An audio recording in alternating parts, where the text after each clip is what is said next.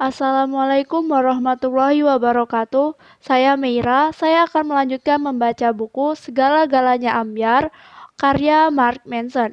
Di sini saya akan melanjutkan membacakan bab 6. Bagi kalian yang belum mendengarkan bab-bab sebelumnya, silahkan didengarkan supaya kalian lebih mengerti mengenai buku ini. Bagian 2, Segala-galanya Ambyar. Bab 6. Formula Kemanusiaan. Anda bisa melihat sang filosof Immanuel Kant dari dua perspektif, sebagai orang yang paling membosankan dalam sejarah atau sebagai tokoh idola para motivator produktivitas. Selama 40 tahun, ia bangun setiap pagi pada pukul 5 dan menulis selama tepat 3 jam. Setelahnya, ia mengajar di universitas yang sama selama tepat 4 jam dan makan siang di restoran yang sama setiap hari. Lalu di sore harinya, ia akan berjalan-jalan di taman yang sama dengan rute yang sama, selesai dan kembali ke rumah pada waktu yang sama pula. Ia melakukan ini selama 40 tahun setiap hari. Kant adalah personifikasi efisiensi. Ia menyerupai mesin dalam mengerjakan kebiasaannya, dan tetangga-tetangganya suka berkelakar bahwa ketepatan jam mereka bisa diatur dengan berpedoman pada waktu saat ia keluar dari apartemen. Ia biasa keluar untuk jalan-jalan hariannya pada pukul 3:30 sore, makan malam dengan kawan yang sama hampir setiap petang. Dan setelah membereskan beberapa urusan kecil, ia akan tidur tepat pada pukul 10 malam.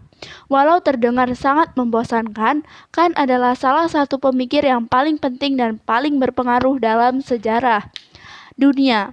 Dan dari apartemen berkamar 1 Königsberg, Prusia itu, ia telah menyetir dunia. Ini melebihi yang dilakukan kebanyakan raja, presiden, perdana menteri, atau jenderal, baik sebelum maupun sesudahnya. Jika saat ini Anda hidup dalam masyarakat demokratis yang melindungi kemerdekaan individu, sedikit banyak Anda harus berterima kasih pada Kant untuk itu. Ia adalah salah satu yang pertama kali berpendapat bahwa semua manusia memiliki martabat di dalam dirinya yang harus dihargai dan dihormati. Ia adalah orang pertama yang pernah meramalkan sebuah pemerintahan global yang dapat menjamin kedamaian di seantero dunia. Sebuah ide yang akhirnya menjadi inspirasi pembentukan PBB. Deskripsinya tentang cara kita mengerti ruang dan waktu kelak akan menginspirasi Einstein untuk menemukan teori relativitas. Ia adalah salah satu orang pertama yang menganjurkan kemungkinan hak-hak hewan. Ia menemukan kembali filsafat etika dan kecantikan.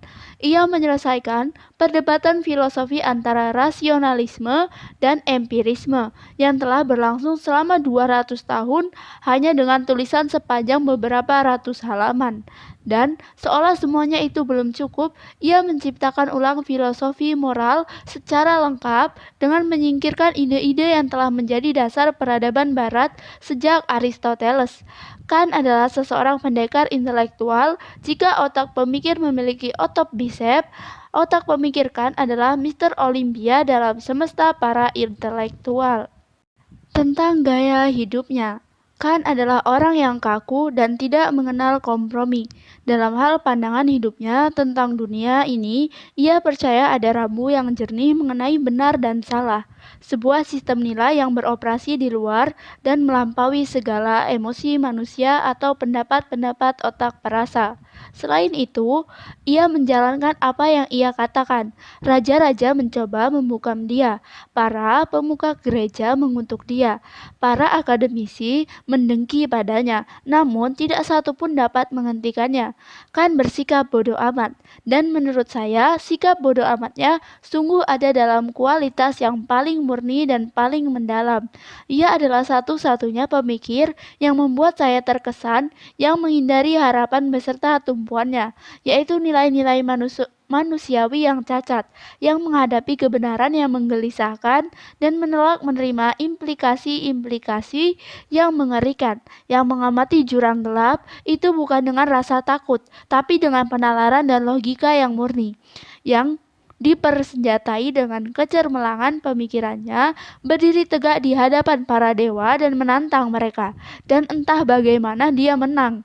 Namun, untuk memahami perjuangan heroik Khan, pertama kita harus melenceng dan belajar mengenai perkembangan psikologis, kematangan, dan kedewasaan.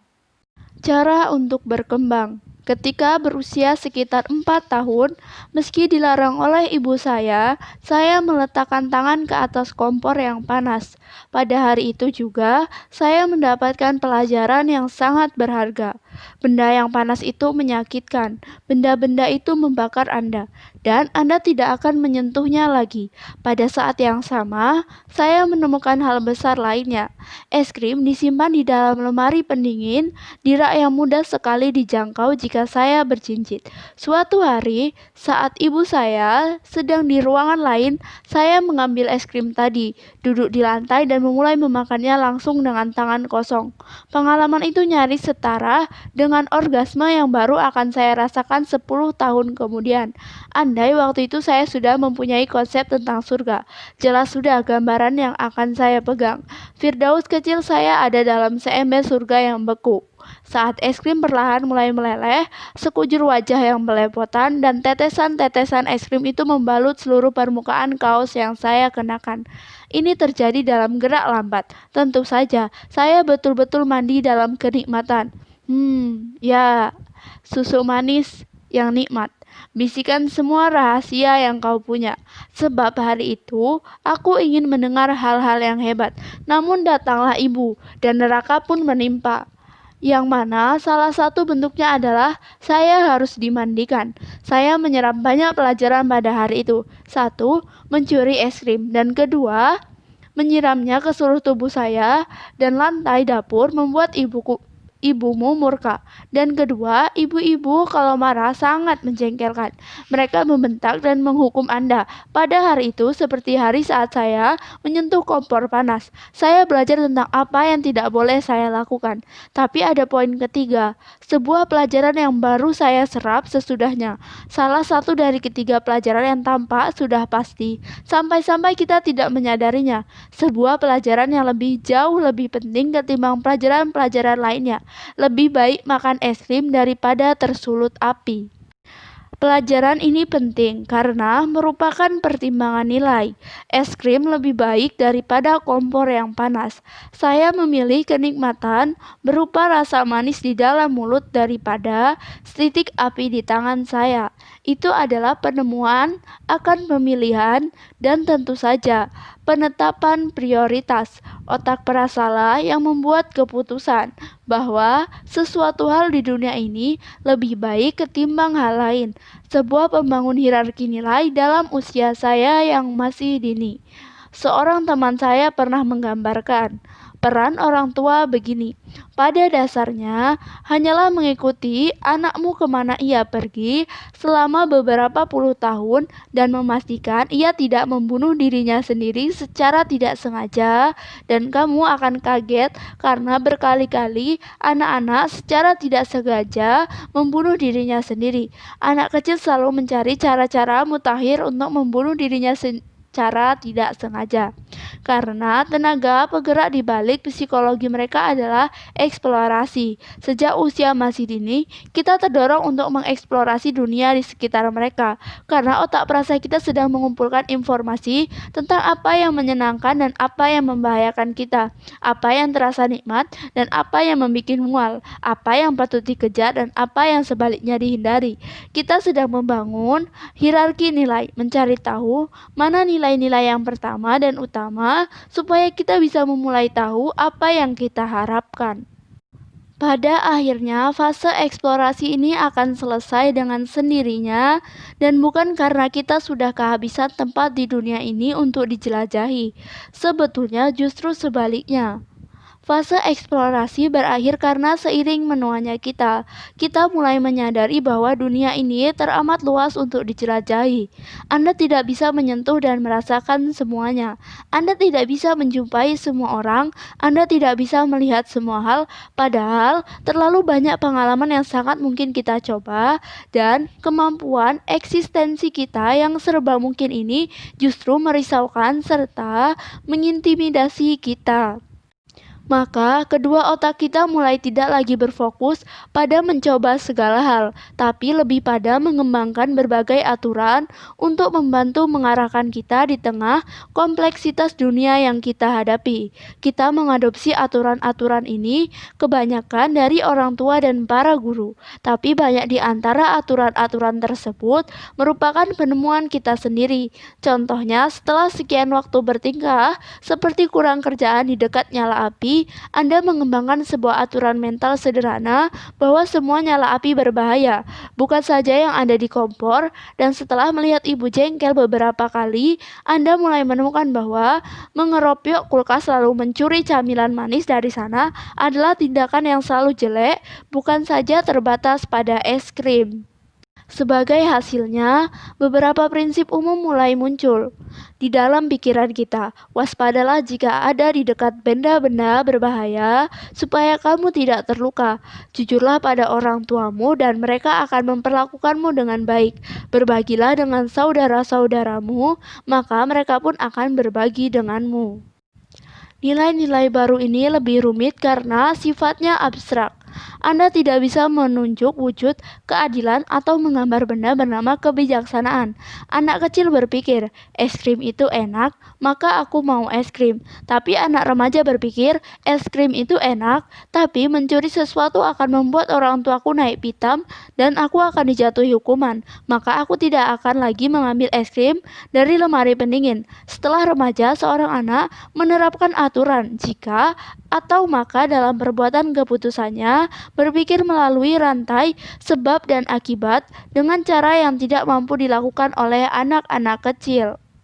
Akibatnya, seorang remaja kini tahu bahwa mengejar kenikmatan secara buta dan menolak rasa sakit sering mendatangkan masalah.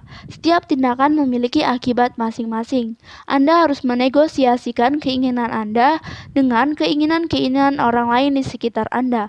Anda harus bermain berdasarkan aturan-aturan masyarakat dan pihak-pihak yang memegang wewenang. Dan kemudian, seringkali Anda baru akan mendapatkan imbalan. Ini merupakan kematangan tindakan, mengembangkan level yang lebih tinggi dan nilai-nilai yang lebih abstrak untuk menajamkan pembuatan keputusan dalam konteks yang lebih luas cakupannya. Ini adalah cara Anda menyesuaikan diri dengan dunia, cara Anda belajar untuk menangani permutasi pengalaman yang tampak tidak ada batasnya. Ini merupakan lompatan kognitif yang besar untuk seorang anak dan sekaligus fundamental untuk sebuah perkembangan yang sehat dan bahagia. Anak, kenikmatan, remaja, prinsip, kenikmatan. Gambar 6.1 seorang anak hanya berpikir tentang kenikmatannya sendiri, sementara seorang remaja belajar mengarahkan aturan dan prinsip-prinsip untuk mencapai tujuannya. Anak kecil menyerupai para tiran. Setiap saat, mereka berupaya untuk menelan semua hal di dunia ini, tanpa memedulikan mana yang nikmat, mana yang mematikan. Mereka tidak dapat merasakan empati, mereka tidak dapat membayangkan hidup dari kacamata orang lain. Yang mereka tahu adalah mereka menginginkan es krim. Titik. Maka, identitas seorang anak sangatlah kecil dan rapuh. Identitasnya hanya dibentuk oleh apa yang memberinya kenikmatan dan apa yang menjauhkannya dari penderitaan.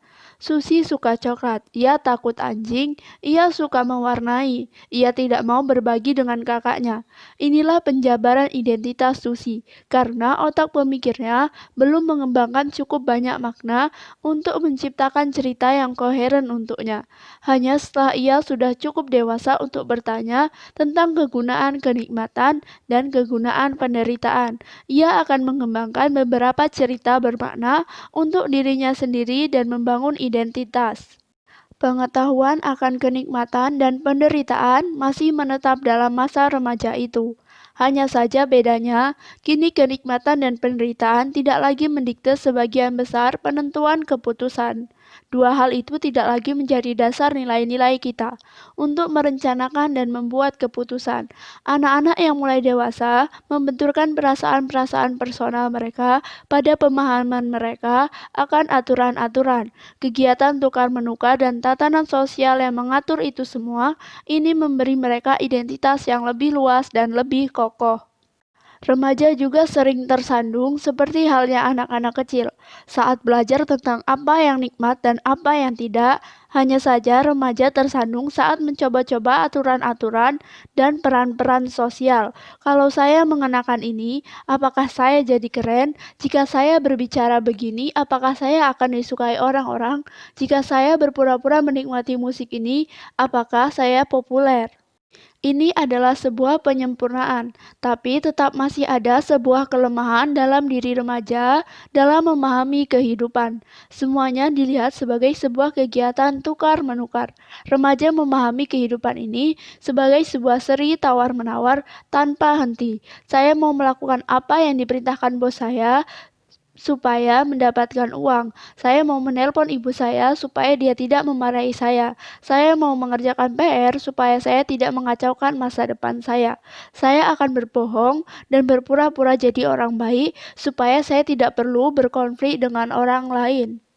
Tidak ada yang dilakukan demi tindakan itu sendiri. Semuanya adalah transaksi yang dihitung dengan jeli, dan biasanya muncul dari ketakutan akan akibat negatif yang bisa datang. Semuanya adalah sarana untuk suatu tujuan yang bisa dinikmati. Permasalahan dengan nilai-nilai remaja adalah bahwa jika Anda mengacunya, Anda sesungguhnya tidak pernah membela sesuatu di luar diri Anda sendiri. Pada dasarnya, Anda tetaplah seorang anak kecil, meskipun kini Anda adalah anak kecil yang lebih pintar dan lebih rumit. Semuanya masih berputar-putar pada kegiatan-kegiatan memaksimalkan kenikmatan dan meminimalisasi penderitaan. Hanya saja seorang remaja sudah cukup lihai untuk memikirkan beberapa langkah yang lebih cerdas untuk itu.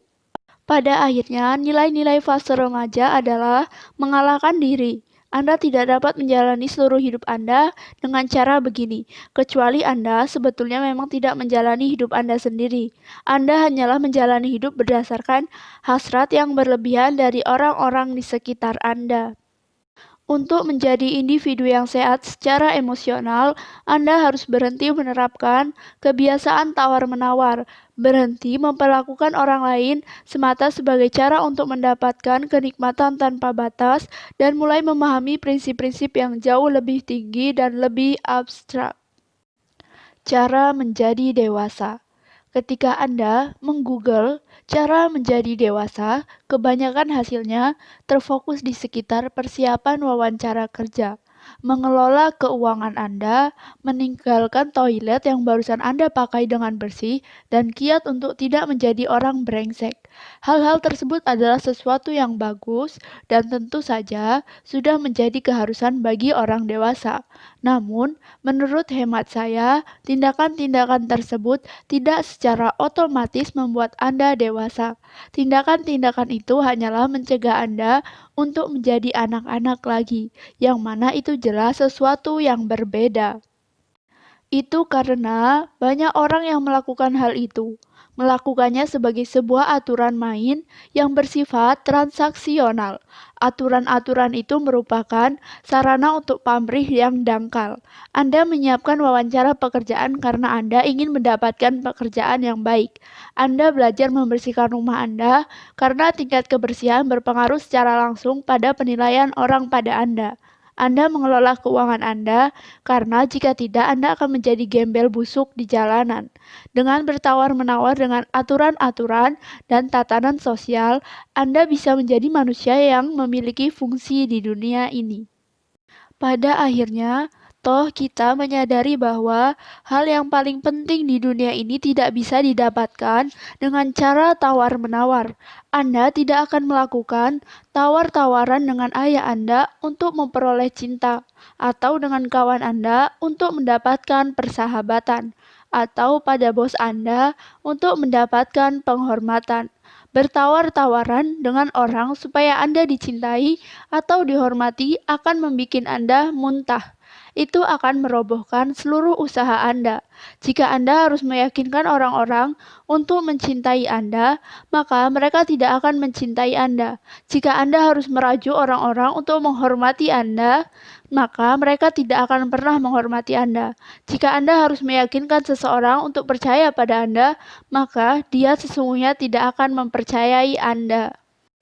Hal-hal yang paling berharga dan paling penting di hidup ini sesuai definisinya, bersifat non-transaksional dan berupaya bertawar-menawar untuk hal-hal tersebut sama saja membuatnya ambyar. Secara sekejap, Anda tidak bisa mengatur strategi untuk mendapatkan kebahagiaan, jelas mustahil.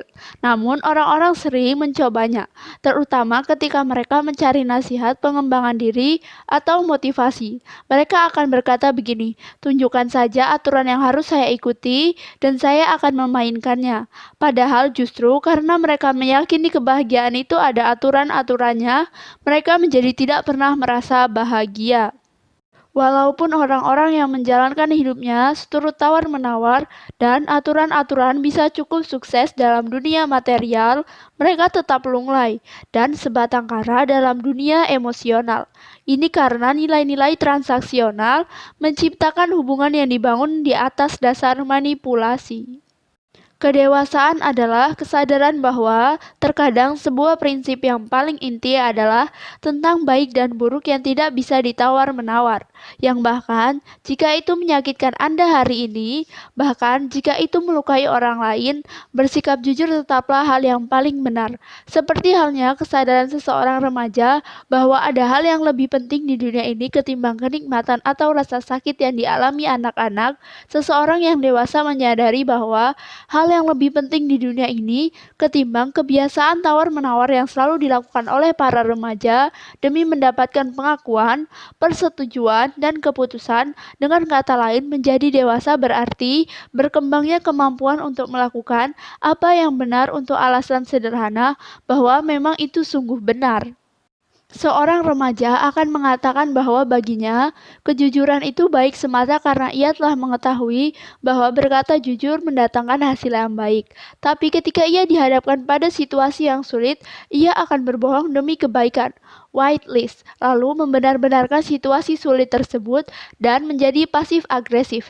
Seseorang yang dewasa akan berkata jujur dengan alasan yang sederhana, yaitu bahwa kejujuran lebih penting ketimbang kenikmatan atau rasa sakitnya sendiri.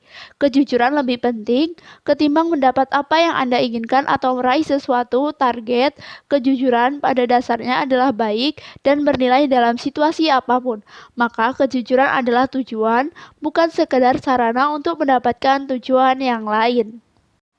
Seorang remaja bisa berkata, "Aku cinta kamu," tapi konsepnya tentang cinta adalah bahwa ia akan menerima sesuatu sebagai balasannya, bahwa cinta hanyalah wadah terjadinya pertukaran perasaan, di mana masing-masing dari kalian membawa apapun yang dipunyai untuk ditawarkan dan saling menjajakan hingga mendapatkan keuntungan transaksi yang paling bagus. Seseorang yang dewasa akan mencintai secara merdeka tanpa mengharapkan sesuatu pun sebagai balasan karena ia mengerti hanya dengan cara itulah cinta menjadi nyata. Seseorang yang dewasa akan memberi begitu saja tanpa mencari-cari imbalan, karena jika ia berharap akan imbalan, ia justru menghancurkan tujuan pemberian itu. Nilai-nilai yang prinsipial dalam kedewasaan sama sekali tidak bisa ditawar, sehingga nilai-nilai tidak bisa dicapai melalui jalan-jalan pintas apapun. Nilai-nilai itu merupakan tujuan yang berdiri sendiri. Anak, kenikmatan; remaja, prinsip dan kenikmatan; dewasa, prinsip. Orang dewasa mampu mengekang kenikmatan pribadinya demi mempertahankan prinsip-prinsipnya. Ada banyak anak yang usianya sudah tua di dunia ini, dan ada banyak remaja yang usianya lanjut. Sialan, dan tak terhingga juga jumlah orang dewasa yang masih kanak-kanak di luar sana. Itu karena sampai di satu titik, kedewasaan tidak ada hubungan sama sekali dengan usia. Yang membedakan adalah tujuan seseorang. Perbedaan antara anak-anak, remaja, dan orang dewasa bukan pada berapa usia mereka atau apa yang mereka lakukan, tapi mengapa mereka melakukan sesuatu. Seorang anak mencuri es krim karena es krim itu enak, dan ia lupa atau sengaja tidak menghiraukan konsekuennya. Seorang remaja tidak akan mencuri karena ia tahu itu akan mendatangkan konsekuensi yang buruk untuknya di kemudian hari. Tapi keputusan itu pada dasarnya adalah sebuah tawar-menawar dengan masa depannya. Aku merelakan kenikmatan saat ini demi mencegah sesuatu yang lebih buruk menimpaku di masa depan. Tapi hanya orang dewasalah yang tidak mencuri demi sebuah prinsip sederhana, bahwa mencuri itu buruk, dan mencuri, meskipun tidak dipergoki oleh siapapun, akan membuatnya merasa jijik dengan dirinya sendiri. Kenapa kita tidak berkembang?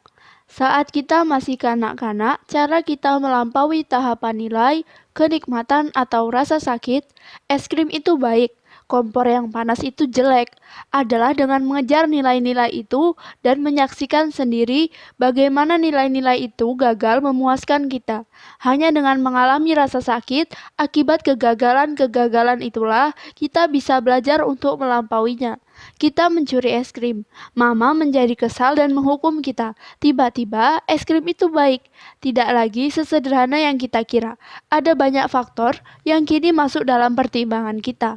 Aku suka es krim dan aku sayang mama. Tapi mengambil es krim akan membuat mama jengkel.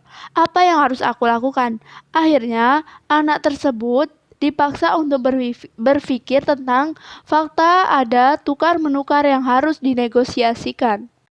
Sejatinya, inilah yang menjadi inti dari pengasuhan anak usia dini yang baik, mengimplementasikan konsekuensi-konsekuensi yang tepat untuk perilaku anak yang didorong oleh kenikmatan atau rasa sakit. Hukumlah mereka karena mencuri es krim, beri mereka hadiah karena duduk dengan tenang di restoran. Anda membantu mereka memahami bahwa hidup ini jauh lebih rumit dari keinginan-keinginan dan hasad mereka. Orang-orang tua yang gagal melakukan hal ini mencetak kegagalan yang sangat dahsyat pada anak tersebut. Karena dalam waktu yang singkat, si anak akan terpukul karena menyadari bahwa dunia ini tidak mempunyai waktu untuk melayani kemanjaan-kemanjaannya.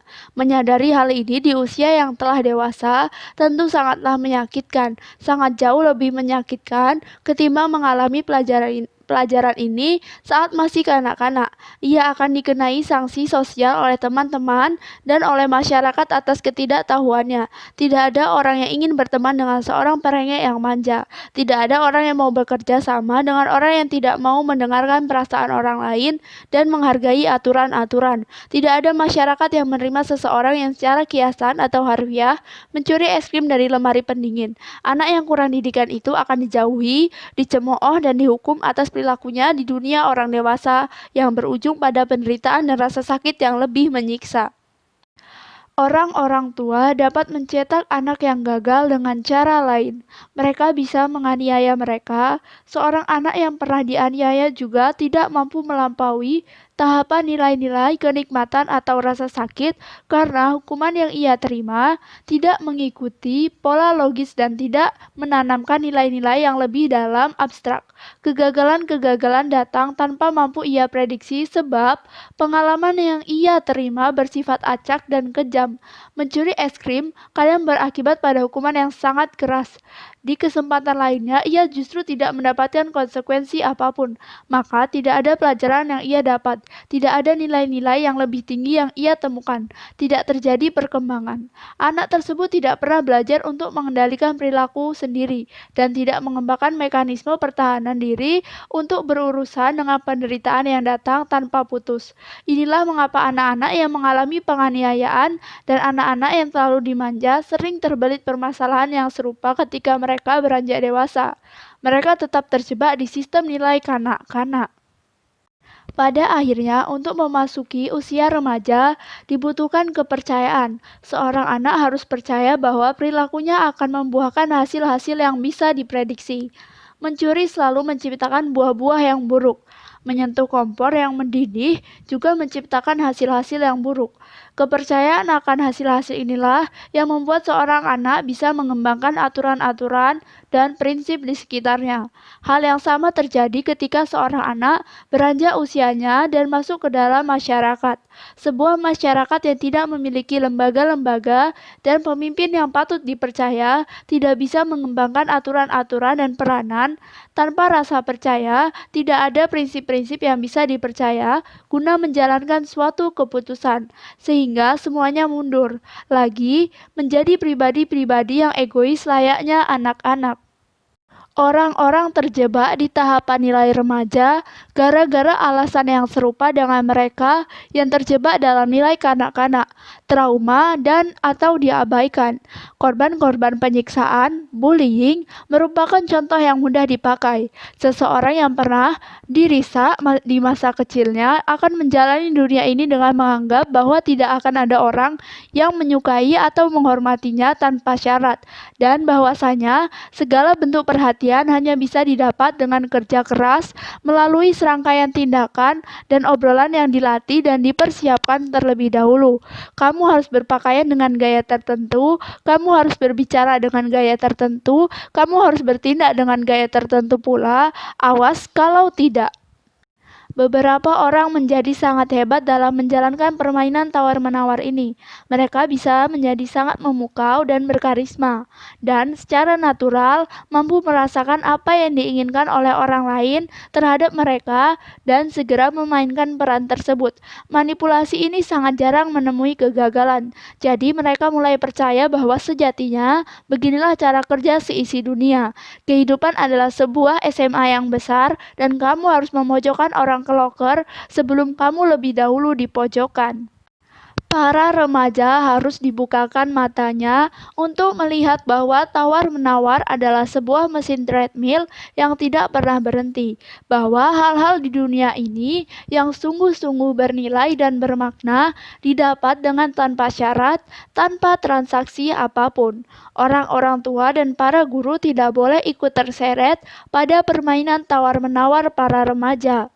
Cara terbaik untuk menyadarkan mereka adalah dengan memberi teladan, tentu saja dengan menampilkan ketiadaan syarat itu melalui pemberian diri secara tanpa syarat pula.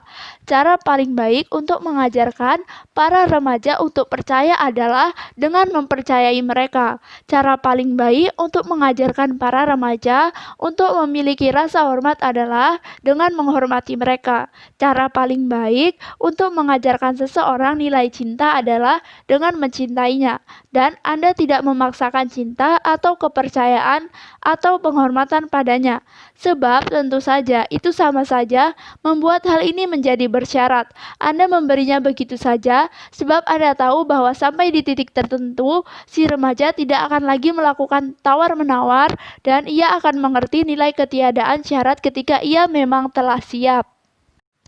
Ketika orang tua dan guru gagal, biasanya itu karena mereka sendiri terjebak dalam tingkat nilai remaja.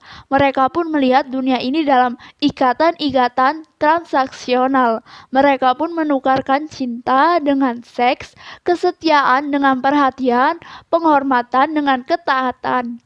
Selain itu, mereka mungkin juga melakukan tawar-menawar dengan anaknya untuk mendapatkan perhatian, cinta, atau penghormatan. Mereka pikir ini adalah sesuatu yang normal. Jadi seiring pertumbuhannya si anak pun berpikir bahwa hal itu normal, dan hubungan orang tua atau anak yang bersifat jelek, dangkal, dan transaksional ini kemudian ditularkan ketika anak tersebut keluar dan menjalin hubungan dengan dunia, karena ia kemudian menjadi guru atau orang tua dan menanamkan nilai-nilai remajanya pada anak-anak, sehingga seluruh keambiaran ini terus berjalan untuk generasi berikutnya.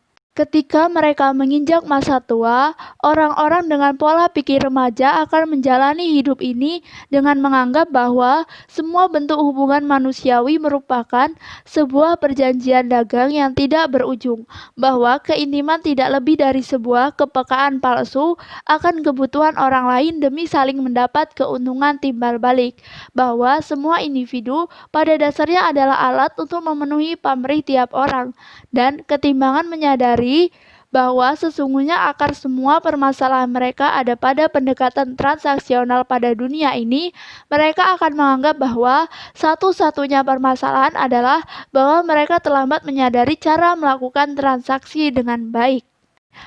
Susah rasanya melakukan sesuatu dengan tanpa pamrih.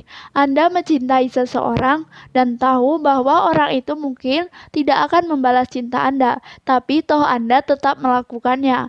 Anda mempercayai seseorang meski Anda sadar Anda akan dikecewakan atau dikandaskan. Itu karena untuk melakukan sesuatu tanpa pamrih dibutuhkan sebuah iman dalam tingkatan tertentu.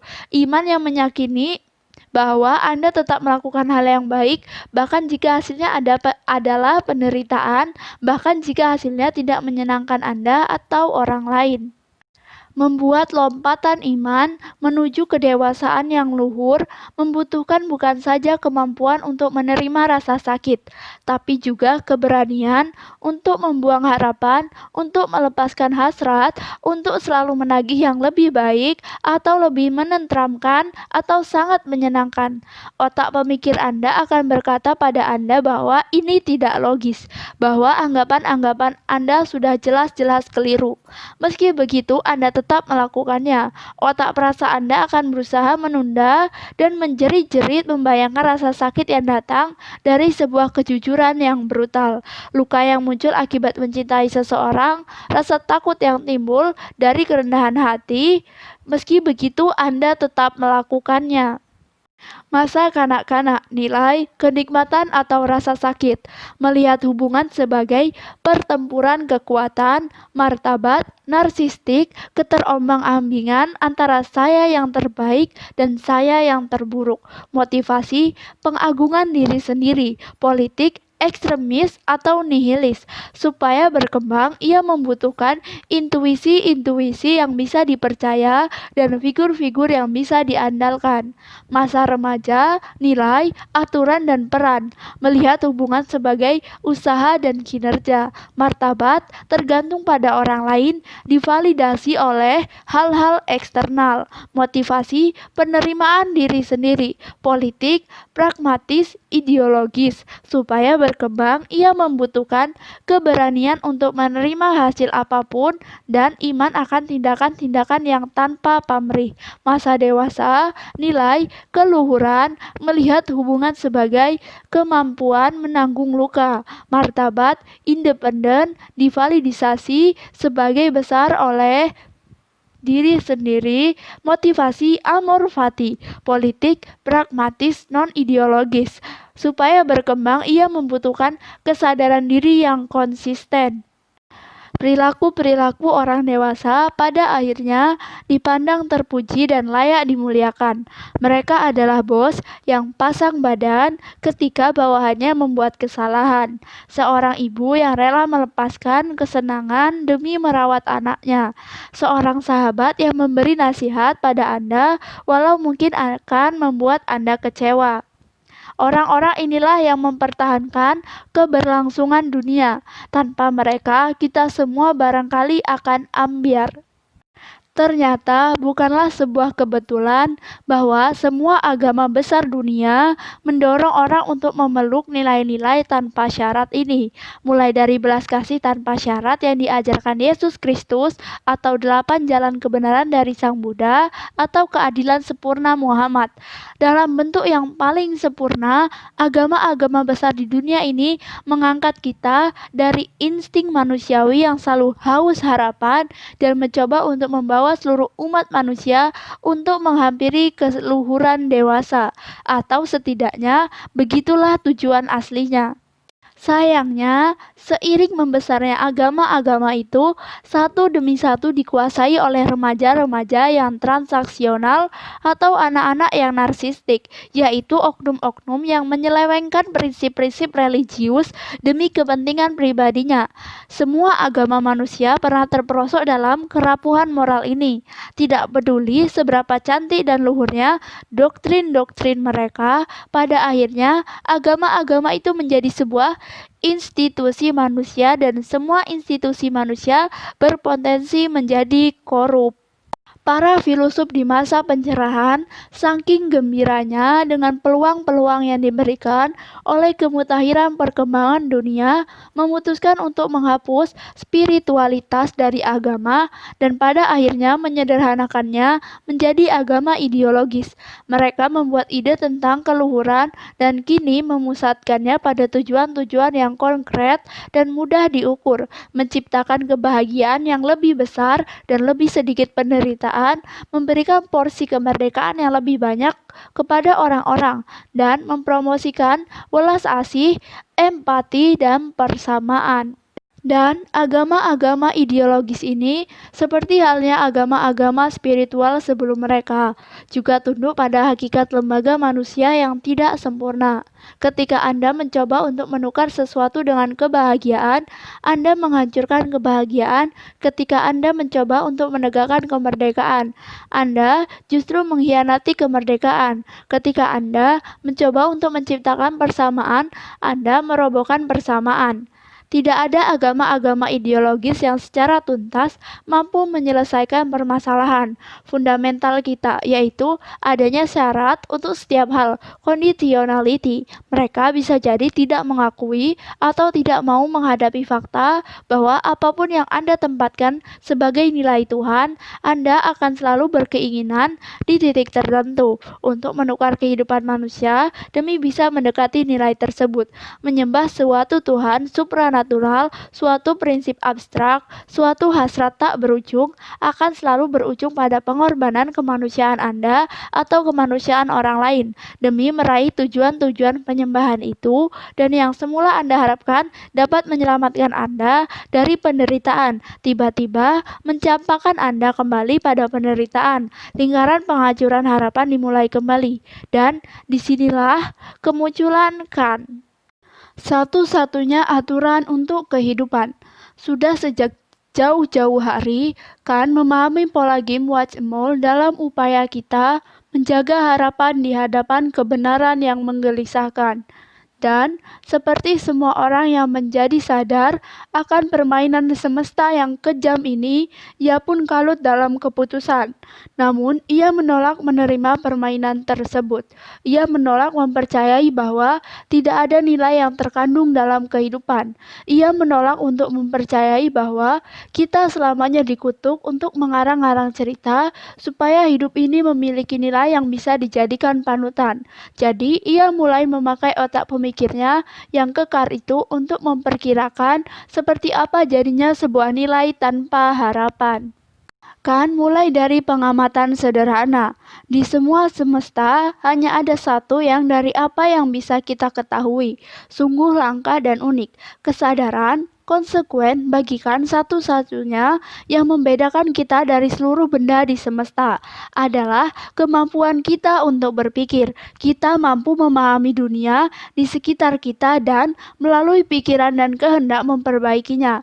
Inilah baginya yang istimewa, sangat istimewa nyaris. Sebuah mukjizat karena di antara aneka kehidupan yang tak termapanai, cuma kitalah yang sejauh kita tahu yang sungguh mampu menyetir kehidupan. Di dalam alam semesta yang kita tahu, kita adalah satu-satunya sumber kecerdasan dan kreativitas. Kita adalah satu-satunya yang memiliki kesadaran diri, dan sejauh ini cuma kita yang dimiliki semesta yang mampu mengelola diri secara cerdas.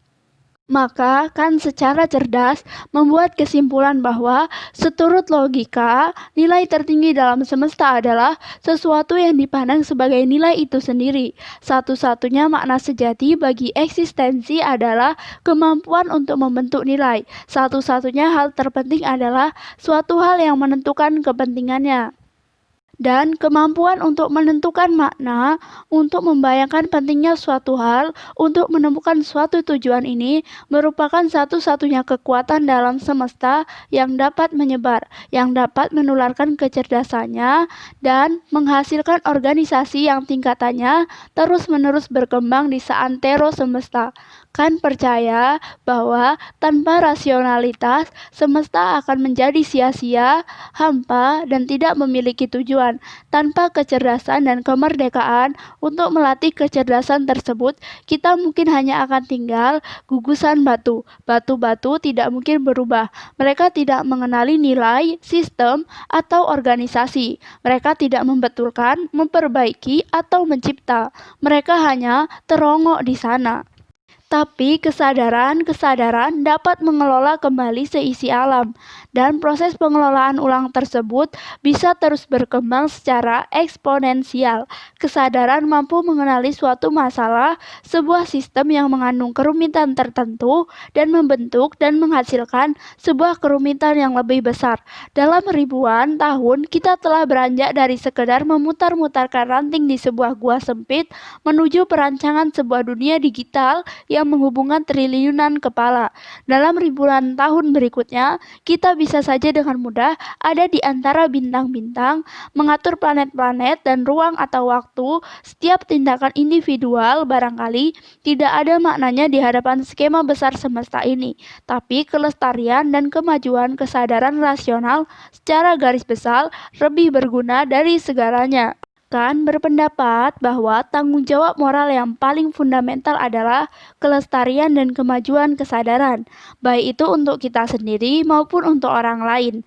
Ia menyebut prinsip untuk selalu mengedepankan kesadaran ini sebagai formula kemanusiaan, dan itu kurang lebih menerangkan segalanya. Itu menerangkan intuisi moral dasar kita. Itu menerangkan konsep klasik mengenai tindakan-tindakan yang baik. Itu menerangkan bagaimana kita bertindak dalam kehidupan kita sehari-hari tanpa menyadarkan diri pada angan-angan kita akan harapan tertentu. Itu menerangkan bagaimana cara untuk tidak menjadi si bangsat. Dan seolah segalanya belum cukup, itu menerangkan semuanya.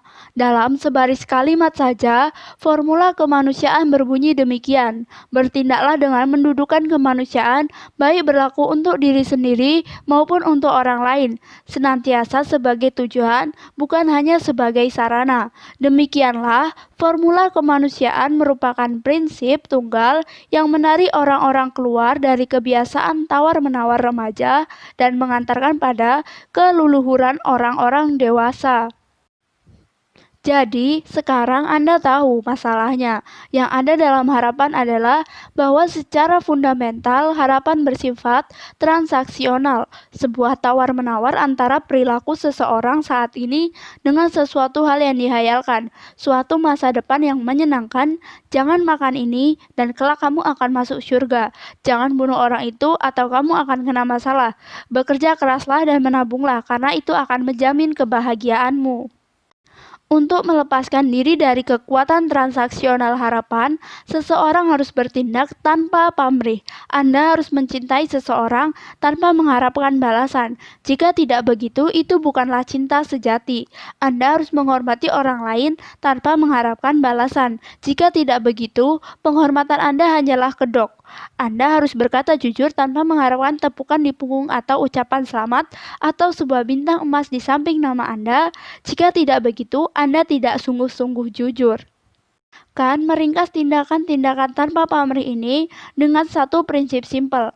Anda harus memandang kemanusiaan bukan sekedar sebuah sarana, tapi selalu sebagai tujuan yang berdiri sendiri. Tapi bagaimana menerapkan ini dalam kehidupan sehari-hari? Berikut ini adalah sebuah contoh sederhana. Marilah berpura-pura saat ini saya sedang lapar dan saya ingin makan burrito, semacam dadar gulung ala Meksiko. Saya masuk ke dalam mobil dan berkendara menuju Cipotil dan memesan burrito besar isi double daging yang membuat saya senang bukan kepalang. Dalam situasi ini, makan burrito adalah tujuan akhir saya. Itulah yang jadi alasan utama mengapa saya melakukan hal-hal lainnya. Masuk ke mobil, menyetir, membeli bensin, dan sebagainya. Semua hal yang saya lakukan untuk mendapatkan burrito disebut sebagai sarana-sarana, yaitu hal-hal yang harus saya lakukan supaya tujuan saya tercapai. Sarana-sarana merupakan hal-hal yang kita lakukan sebagai sebuah syarat. Rangkaian tindakan itulah yang kita tawar-tawar. Saya tidak mau masuk ke mobil dan berkendara, dan saya tidak mau membayar bensin, tapi saya menginginkan burrito. Maka saya harus melakukan hal-hal tersebut supaya saya mendapat burrito. Sebuah tujuan adalah sesuatu yang betul-betul kita harapkan dari dirinya sendiri. Tujuan merupakan faktor yang menentukan semangat kita dalam menjatuhkan keputusan dan berperilaku. Jika saya ingin makan burrito hanya karena istri saya ingin makan burrito dan saya ingin menyenangkan dia, maka burrito tersebut tidak lagi menjadi tujuan. Sekarang, burrito adalah sebuah sarana untuk sebuah tujuan yang lebih besar, membuat istri saya senang. Dan jika saya hanya ingin menyenangkan hati istri saya, supaya saya boleh berhubungan seks nanti malam, sekarang kebahagiaan istri saya menjadi sekedar sarana untuk meraih tujuan yang lebih besar, yang dalam hal ini adalah seks. Contoh terakhir sepertinya akan membuat Anda sedikit bergidik, membuat Anda merasa saya tampak seperti kantong sampah. Itulah persis yang dibicarakan oleh Kant. Formula kemanusiaan yang ia buat mengatakan bahwa memperlakukan setiap manusia atau setiap kesadaran sebagai sarana untuk mencapai tujuan lain adalah biang dari semua perilaku yang keliru. Jadi menjadikan burrito sebagai sarana untuk memenuhi tujuan istri saya adalah sah-sah saja. Terkadang, membahagiakan hati seorang istri adalah sebuah tindakan yang baik. Tapi jika saya menjadikan istri saya sebagai sarana untuk tujuan seks, saya sekarang memperlakukan dia semata sebagai sebuah sarana dan seturut pendapatkan itu merupakan sebuah tindakan yang salah. Selaras dengan hal itu, berbohong itu salah karena Anda menipu orang lain untuk meraih tujuan Anda sendiri. Anda memperlakukan orang tersebut sebagai sarana untuk tujuan Anda sendiri. Mencontek merupakan sebuah tindakan yang lancang dengan alasan serupa. Anda menyelewengkan harapan orang lain yang juga punya pikiran dan perasaan demi tujuan Anda sendiri. Anda memperlakukan orang lain yang sama-sama menghadapi ujian atau mengikuti aturan-aturan sebagai sarana untuk tujuan pribadi Anda. Kekerasan juga begitu. Anda memperlakukan orang lain sebagai sarana-sarana untuk tujuan personal atau politis yang lebih besar. Buruk, pembaca buruk. Formula kemanusiaan Kant tidak hanya menggambarkan intuisi moral kita akan apa yang salah. Formula itu juga menerangkan keleluhuran-keleluhuran dewasa, tindakan-tindakan dan perilaku yang baik dari dirinya sendiri. Kejujuran itu sepenuhnya baik karena kejujuran adalah satu-satunya bentuk komunikasi yang tidak memperlakukan orang semata sebagai sarana. Keberanian itu sepenuhnya baik karena kegagalan melakukan sesuatu sama juga memperlakukan Anda atau orang lain sebagai sarana untuk tujuan utama, yaitu menyingkirkan rasa takut Anda. Kerendahan hati itu sepenuhnya baik karena jatuh ke dalam kepastian buta sama saja memperlakukan orang lain sebagai sarana untuk mencapai tujuan Anda sendiri. Jika saja ada satu aturan yang bisa menggambarkan semua perilaku manusia yang kita dambakan, formula kemanusiaan barangkali adalah aturan tersebut. Namun disinilah letak keindahannya, tidak seperti sistem moral atau hukum pada umumnya. Formula kemanusiaan tidak menggantungkan diri pada harapan. Tidak ada sistem besar apapun yang berjaya di dunia ini. Tidak ada kepercayaan supranatural berbasis iman, apapun yang bisa melindungi kita dari keraguan atau kurangnya bukti. Formula kemanusiaan hanyalah sebuah prinsip. Formula ini tidak mengarahkan pada utopia masa depan. Ia tidak meratapi masa lalu yang suram, tidak ada yang lebih baik atau lebih buruk, atau lebih suci ketimbang yang lain. Yang terpenting, segala kehendak yang memiliki kesadaran haruslah dihormati dan dilindungi. Titik. Kan tahu betul bahwa ketika Anda bersinggungan dengan urusan yang berkaitan dengan masa depan, Anda melepaskan potensi harapan yang destruktif. Anda didorong oleh kegelisahan untuk mempertobatkan orang-orang ketimbang menghormati mereka, menghancurkan kejahatan di dalam diri orang lain daripada mengoreksi diri sendiri. Bahkan, ia memutuskan bahwa satu-satunya jalan yang logis untuk memperbaiki dunia ini adalah dengan memperbaiki diri sendiri, dengan berkembang dan menjadi lebih luhur, dengan membuat keputusan-keputusan sederhana di setiap momen untuk memperlakukan diri sendiri dan orang lain sebagai tujuan. Jangan menghilangkan tanggung jawab atau tunduk pada ketakutan, cintailah dengan belak-belakan dan tanpa getar. Jangan menyerah pada hasrat keinginan yang liar atau tipuan-tipuan harapan. Jangan buru-buru berpikir bahwa ada surga dan neraka di masa depan. Hanya ada pilihan-pilihan yang Anda buat di setiap dan segala momen. Akankah Anda bertindak tanpa syarat, ataukah dengan mengajukan syarat? Apakah orang lain akan Anda perlakukan semata sebagai sarana atau sebagai tujuan? Akankah Anda mengejar keluluhuran dewasa atau narsisme yang kekanak-kanakan? Harapan bahkan tidak sepatutnya dimasukkan ke dalam persamaan tersebut. Jangan mengharapkan kehidupan yang lebih baik, cukup hiduplah dengan baik. Memahami bahwa terdapat kaitan yang fundamental antara penghormatan kita terhadap diri sendiri dan penghormatan kita pada dunia. Cara kita berinteraksi dengan jiwa kita sendiri merupakan cetakan yang kita pakai untuk berinteraksi dengan orang lain, dan kita tidak akan bisa membuat kemajuan yang besar dengan orang lain sebelum kita membuat kemajuan dengan diri kita sendiri. Ketika kita mengejar kehidupan yang penuh dengan kenikmatan dan kepuasan yang rendah, kita memperlakukan diri kita sendiri sebagai sarana untuk mencapai tujuan-tujuan yang memuaskan diri sendiri. Maka, perbaikan diri bukanlah pengelolaan kebahagiaan yang lebih besar, tapi malah pencairan penghargaan diri yang makin besar.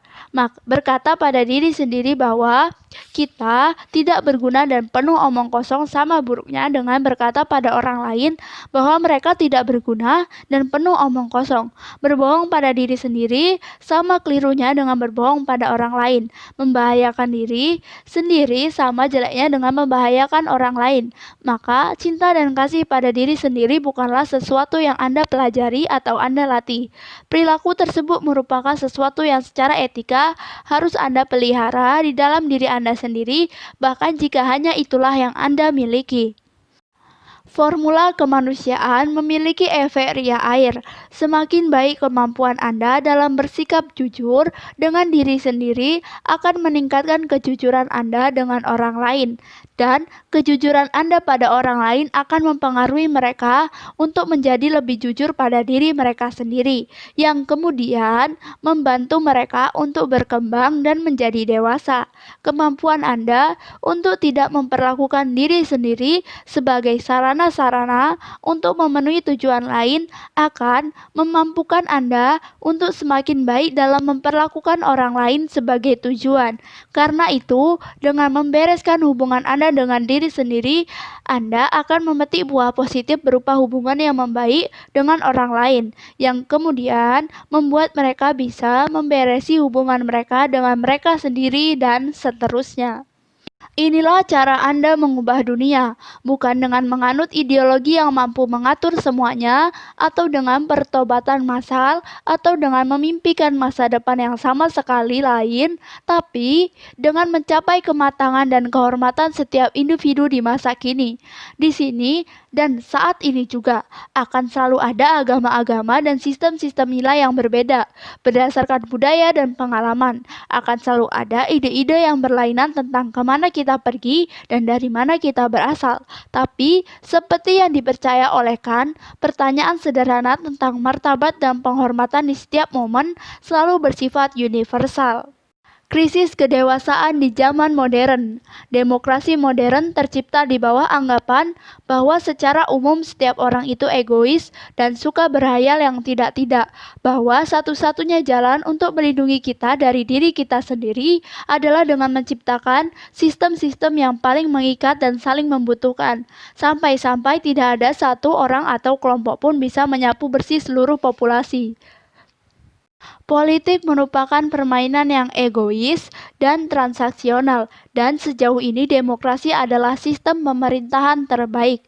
Dengan alasan utama, karena demokrasi merupakan satu-satunya sistem yang secara terbuka mengakuinya. Demokrasi mengakui bahwa kekuasaan mengundang orang-orang yang kekanak-kanaan dan korup. Kekuasaan pada hakikatnya memaksa para pemimpin untuk transaksional. Maka, satu-satunya cara untuk mengelolanya adalah dengan mengabadikan kelurahan-kelurahan dewasa menjadi sebuah desain sistem tersebut. Kebebasan berbicara, kebebasan pers, jaminan privasi dan hak-hak untuk mendapat perlakuan adil dalam persidangan, itu semua merupakan pelaksanaan formula kemanusiaan dalam intuisi-intuisi sosial dan diterapkan sedemikian rupa sehingga sangat sulit untuk diubah-ubah atau diguncang. Hanya ada satu cara untuk merusak sistem demokrasi, ketika satu kelompok memutuskan bahwa nilai-nilai yang mereka anut lebih penting ketimbang sistem itu sendiri dan menggulingkan agama demokrasi lalu menggantinya dengan suatu agama yang mungkin lebih luhur, dan berkembanglah ekstremisme politis. Ekstremis politis karena mereka keras kepala dan sulit diajak bertawar-menawar adalah sesuai definisi anak-anak. Mereka adalah sekelompok bayi. Para ekstremis menginginkan dunia berjalan dengan cara tertentu dan mereka menolak mengakui kepentingan-kepentingan atau nilai-nilai lain di luar yang mereka anut. Mereka menolak bernegosiasi, mereka menolak menghormati keleluhuran atau prinsip yang lebih tinggi, yang lebih penting ketimbang hasrat egois mereka sendiri. Dan mereka tidak bisa dipercaya untuk memenuhi harapan-harapan orang lain.